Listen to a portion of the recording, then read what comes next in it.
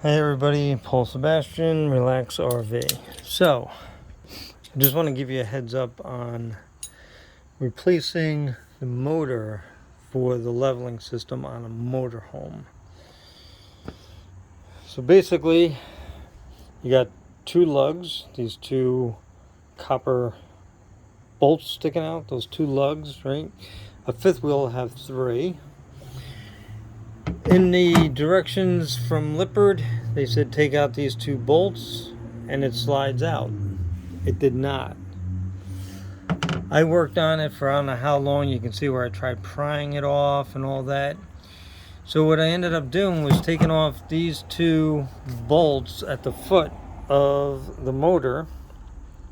There's one there and a hole there.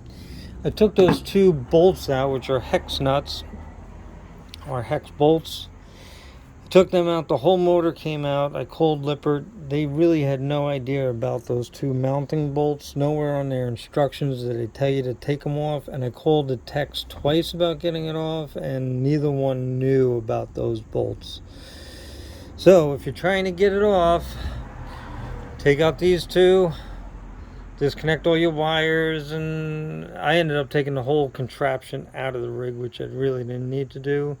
But take off these two bolts, comes right off. I ordered a new pump motor from Lippard and it has those same mounts on there. The other thing is there's a sealed coupler that goes on the back of the pump. This is the old one. It's not sealed, as you can see. It's just a piece of metal. The one I ordered had two O-rings right in the center of it. So I called the parts department. She said, no, you ordered the correct motor and you ordered the correct sealed coupler.